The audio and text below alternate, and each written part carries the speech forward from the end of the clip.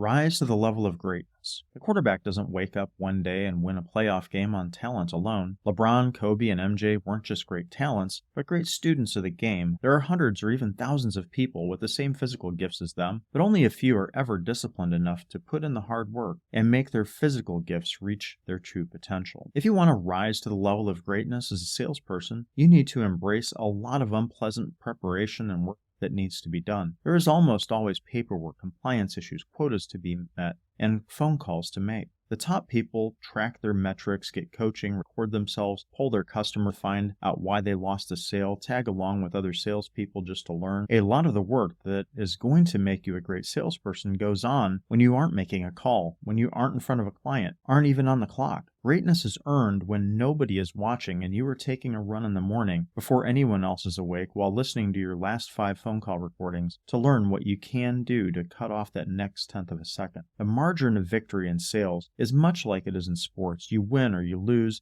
and the margin of victory only matters if you lost. The margin is what you need to improve, the infinitesimally small flaw in your process that you need to polish until it's perfect. Only by doing this will you become the version of yourself that you are capable of becoming instead of the version that you will settle for. A lot of salespeople were drawn into the industry specifically because we don't like details. We hate paperwork and we want to have freedom and flexibility while still making the kind of money that makes our accountant and engineering friends green with envy. However, part of almost every sales job includes a lot of very emotionally draining and unpleasant parts that hold many of us back from ever reaching our potential. How many times have you taken a sales job confident that you were going to be the #1 top dog in the company? Heck, #1 in the industry. You come in chomping at the bit and get in front of a customer and show everyone what a real salesperson can do. These amateurs you work with, they are not going to know what hit them when they see your numbers. Product knowledge, who needs it? Work overtime to get used to new products, industry challenges, etc. No time for that. And then when you get in front of a customer and close your first deal, back to the trenches you strut, purchase order in hand, only for your sales manager to say you messed up and left money on the table. Or worse, you don't follow up that early success with any consistency, and now you're soon finding yourself in the middle of the pack, pushing harder, more desperate with your clients on every single call, and then that success that you were so confident in is pulling farther and farther away from your grasp. This is because you neglected the unpleasant hard stuff to go for the glory. What kind of hard stuff are you avoiding? To achieve greatness, you need to learn to not just endure the things that you don't like, but do them without hesitation and embrace the suck until you are stronger and more consistent. Trust me, 90% of the competition won't dive in head first with a great attitude here and this is your edge. Willingness to do the hard parts over and over again until they become easy separates the top 10% from the bottom 90% in almost every industry. Taking the suck out of phone calls. One of the most common complaints salespeople in all industries have, and one of the most common procrastinated tasks that we all face is making or taking phone calls. How many days have you gone to the office with a fantastic attitude, ready to conquer the entire world with your wit and charm, knowing that today is the day that you will make some serious bank, only to find out that your phone is suddenly heavier than Thor's hammer? You try everything to pick it up, a crane, a forklift, browsing Reddit, Facebook, and Google News. Look for answers in your email and investigate some new marketing methods that let you avoid making outbound calls altogether. Meanwhile, the phone hasn't moved, and even though it's not scientifically possible, it has actually gained mass. The weight has increased from impossible to pick up to what the heck is wrong with me, and why can't I just pick up the damn phone and make one call? I hate myself, and I can't believe I did this again pounds. And the curious thing is, while your work phone is heavier than the core of a neutron star, your cell phone is as light as a feather unless you're using it to make calls, and then it's only usable for things like Facebook and catching up with the latest TikTok trends. But as soon as you switch to the phone app, the mass instantly increases to infinity pounds times 10, and the green call button stops working, and at this point you realize it's lunchtime and resolve to do